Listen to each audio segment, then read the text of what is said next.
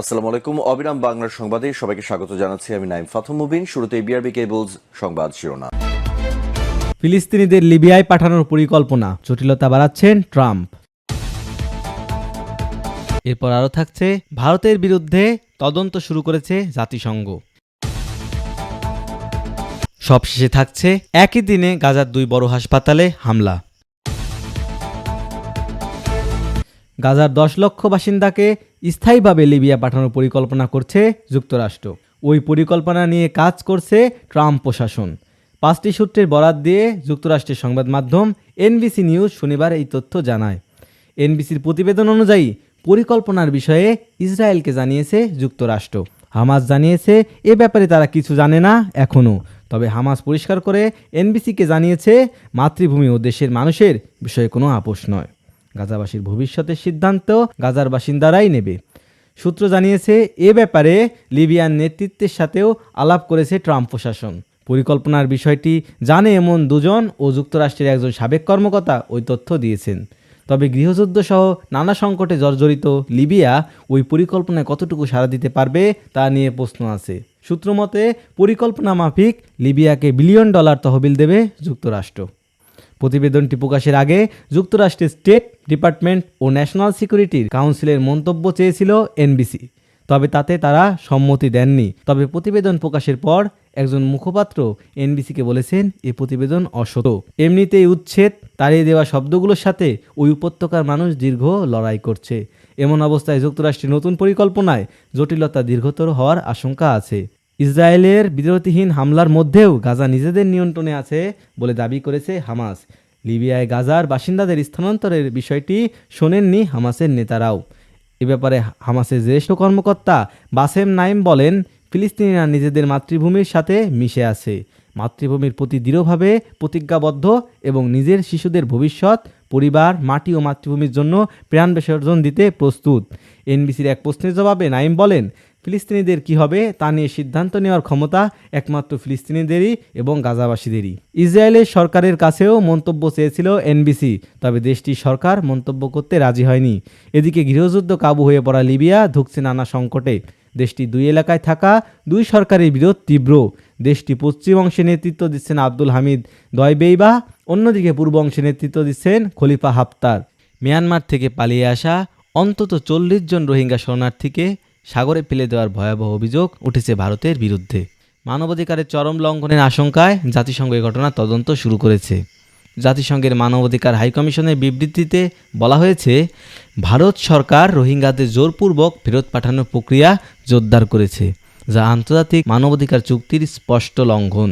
গত 6 মে রাতে দিল্লির উত্তমনগর, বিকাশপুরী ও হাসপাতাল এলাকা থেকে জাতিসংঘ শরণার্থী সংস্থায় নিবন্ধিত রোহিঙ্গা শরণার্থীদের আটক করে পুলিশ। পুলিশের ভাষ্য ছিল শুধু বায়োমেট্রিক তথ্য নেওয়া হবে, কিন্তু এরপর তাদের আর ঘরে ফেরার সুযোগ দেওয়া হয়নি। আটক শরণার্থীদের প্রথমে ইন্দোরলোক ডিটেনশন সেন্টারে নেওয়া হয়। এরপর 8 মে একটি ভারতীয় নৌবাহিনীর জাহাজে করে তাদের আন্দামান দ্বীপপুঞ্জে পাঠানো হয়।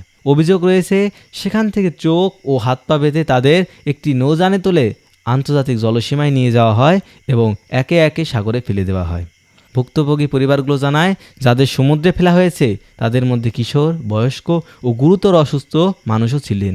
একজন নারী জানান, তার স্বামীকে তুলে নেওয়া হয়েছিল, যিনি সদ্য গর্ভপাতের শিকার হয়েছিলেন। আরেকজন অভিযোগ করেন, 3 জন পুলিশ কর্মকর্তা মদ্যপ অবস্থায় তার বাড়িতে ঢুকে শারীরিকভাবে লাঞ্ছনার চেষ্টা করেন। এ বিষয়ে জাতিসংঘ শরণার্থী সংস্থার আইনজীবী দিলওয়ার হোসাইন বলেন, এই শরণার্থীদের সঙ্গে ভয়াবহ প্রতারণা করা হয়েছে। তাদের বিরুদ্ধে কোনো গ্রেপ্তারি পরোয়ানা ছিল না, আদালতেও তোলা হয়নি, এমনকি শিশু ও নারীদের জন্য কোনো বিশেষ ইউনিটও ছিল না, যা সরাসরি আইনের লঙ্ঘন। প্রতিবেদন অনুসারে ভারতীয় নৌসেনারা যাত্রাপথে রোহিঙ্গাদের জিজ্ঞাসা করে তারা ইন্দোনেশিয়া যেতে চায় না মিয়ানমার। শরণার্থীরা অনুরোধ জানায় মিয়ানমারে গেলে তারা নির্যাতনের শিকার হবে, কিন্তু তাদের অনুরোধ উপেক্ষা করে বলা হয় কারো না কারো জাহাজ এসে তুলে নেবে। এরপর রোহিঙ্গারা নিজেরাই সাঁতরে মিয়ানমারের তানিনথারি অঞ্চলে পৌঁছান। জাতিসংঘ জানিয়েছে, তারা মিয়ানমারে তাদের ইউনিটের মাধ্যমে ওই 40 জন রোহিঙ্গার অবস্থান জানার চেষ্টা করছে, তবে এখন পর্যন্ত কোনো যোগাযোগ স্থাপন সম্ভব হয়নি। এদিকে ভারতের সুপ্রিম কোর্টে বিষয়টি উত্থাপন করা হলে বিচারপতি সূর্যকান্ত ও বিচারপতি এন কোটেশ্বর সিংয়ের বেঞ্চ আবেদনের শুনানি নাকচ করে দেন। বিচারপতিরা বলেন, আবেদনে শক্ত কোনো প্রমাণ নেই, এটি চমৎকারভাবে লেখা গল্পগাথা ছাড়া কিছু নয়। তারা পরামর্শ দেন বিষয়টি যেন রোহিঙ্গা সংক্রান্ত মামলার বর্তমান বেঞ্চে উত্থাপন করা হয়। এই মামলার পরবর্তী শুনানির তারিখ নির্ধারিত হয়েছে আগামী 31 জুলাই। আবারও গাজার হাসপাতালগুলোকে টার্গেট করে হামলা চালাচ্ছে ইসরায়েল। একই দিনে খান ইউনিসের ইউরোপীয় হাসপাতাল এবং নাসের হাসপাতালে ভয়াবহ বোমা হামলা চালিয়েছে বর্বর ইসরায়েলি বাহিনী।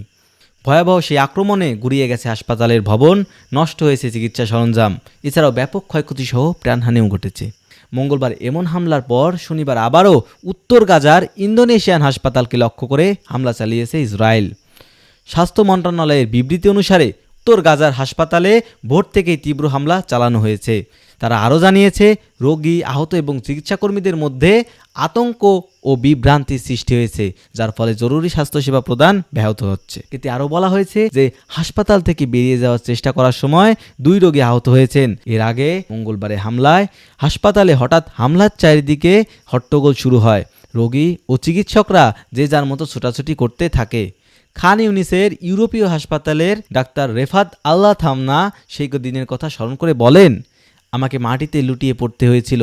আমি একটি গাছের আড়ালে লুকিয়েছিলাম, কারণ আমি লুকানোর জন্য নিবিড় পরিচর্যা ইউনিটের দরজায় পৌঁছাতে পারিনি। খান ইউনিসের স্থানীয় সাহায্য সংগঠক মোহাম্মদ আবুরিজের পোস্ট করা একটি ভিডিওতে দেখা যায়, প্রাথমিক হামলার পর কালো ধোঁয়া বাতাসে উঠতে দেখা যায়। কয়েক সেকেন্ড পর আরেকটি ধারাবাহিক হামলায় বেসামরিক লোকদের আশ্রয়ের জন্য দৌড়াতে দেখা যায়। স্বাস্থ্য মন্ত্রণালয়ের তথ্য প্রধান জাহের আল ওয়াহিদি বলেন, ইউরোপীয় হাসপাতালে হামলায় কমপক্ষে 20 জন নিহত হন। 7 অক্টোবর 2030 সাল থেকে গাজার চিকিৎসা ব্যবস্থার উপর ইসরায়েলে পরিকল্পিত হত্যাযজ্ঞ চলমান। ডিসেম্বরে প্রকাশিত এক প্রতিবেদনে জাতিসংঘ বলেছে, গাজার হাসপাতালগুলোতে হামলার ধরন স্বাস্থ্যসেবা ব্যবস্থাকে ধ্বংস করে দিয়েছে। হাসপাতালগুলোকে লক্ষ্য করে আন্তর্জাতিক আইনকে স্পষ্টতই উপেক্ষা করছে।